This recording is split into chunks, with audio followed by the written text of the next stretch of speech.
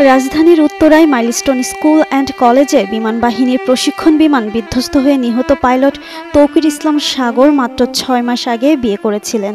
এদিকে তার মৃত্যুতে রাজশাহীর উপশহরে ৩ নম্বর সেক্টরের বাসায় চলছে শোকের মাতম। সোমবার দুপুরে তার বাড়িতে গিয়ে স্বজনদের আহাজারি করতে দেখা যায়।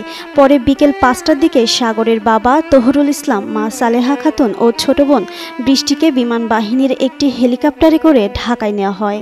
বিষয়টি নিশ্চিত করেছেন সাগরের মেজ চাচা মতিউর রহমান। তিনি বলেন, আমরা বিকেল ৪:৩০টার দিকে তার মৃত্যুর খবর পেয়েছি। এরপরই বিমান বাহিনীর পক্ষ থেকে একটি হেলিকপ্টার পাঠানো হয়। মতিউর রহমান জানান, সাগর ৬ মাস আগে বিয়ে করেছিলেন, তবে তার কোনো সন্তান নেই। সম্প্রতি তিনি রাজশাহী এসেছিলেন। তিনি আরও বলেন, ছোট ভাই ঢাকায় গিয়ে মরদেহ নিয়ে আসার পর পারিবারিকভাবে সিদ্ধান্ত নেওয়া হবে সাগরের দাফন রাজশাহীতে না সোনা মসজিদে হবে। আইএসপিআর এক বিজ্ঞপ্তিতে জানিয়েছে, উড্ডয়নের ১২ মিনিটের মাথায় যান্ত্রিক ত্রুটি দেখা দেয়। এরপরই দুর্ঘটনার কবলে পড়ে বিমানটি।